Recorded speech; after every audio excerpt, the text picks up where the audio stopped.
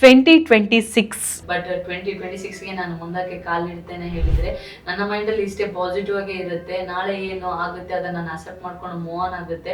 But ಅದೇ ಲೈಫಲ್ಲಿ ಏನಾದರೂ ಒಂದು ಸಾಧನೆ ಮಾಡಬೇಕು. 2026ಅಲ್ಲಿ ಏನಾಗುತ್ತೆ ಅನ್ನೋದು ನನಗೆ ಗೊತ್ತಿಲ್ಲ ಖಂಡಿತವಾಗ್ಲೂ. ಬಟ್ ನನ್ನ ಹಾರ್ಡ್ ವರ್ಕ್ ಆಗಿರ್ಬೋದು, ನನ್ನ ಡೆಡಿಕೇಶನ್ ಆಗಿರ್ಬೋದು, ಪ್ರತಿಯೊಂದನ್ನು ನಾನು 2026ಅಲ್ಲೂ ಕೊಡ್ತೇನೆ.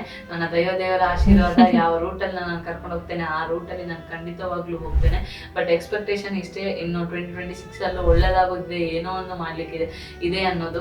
ಯಾಕಂದ್ರೆ ಲೈಫಲ್ಲಿ ತುಂಬಾ ಅಪ್ ಅಂಡ್ ಡೌನ್ಸ್ ಇರುತ್ತೆ. ಯಾರ ಲೈಫಲ್ಲಿ 365 ಡೇಸ್ ಖುಷಿಯಲ್ಲಿ ಇರೋರು ಯಾರು ಇಲ್ಲ. ಯಾಕಂದ್ರೆ ಒಂದಲ್ಲ ಖುಷಿ ಪಡ್ತಾರೆ, ದುಃಖ ಪಡ್ತಾರೆ, ಬೇಜಾರು ಪಟ್ಟವರು ತುಂಬಾ ಜನ ಇರ್ತಾರೆ. ಸೊ ಒಳ್ಳೇದಾಗುತ್ತೆ ಅಂತಾನೆ ನಮ್ಗೆ ಹೇಳಲಿಕ್ಕೆ ಆಗೋದಿಲ್ಲ. So accept and move on ಅಂತಾನೆ ಹೇಳ್ತೇನೆ 2026 ಅನ್ನು. ವೆಲ್, ಧನಲಕ್ಷ್ಮಿ ಅವರೇ, ಆಲ್ ದ ವೆರಿ ಬೆಸ್ಟ್. ಇನ್ನಷ್ಟು ಗೋಲ್ಡ್ ಮೆಡಲ್ಗಳು ನಿಮ್ಮಿಂದ ನಮ್ಮ ದೇಶಕ್ಕೆ, ನಮ್ಮ ನಾಡಿಗೆ ಬರುವಂಥದ್ದಾಗಲಿ.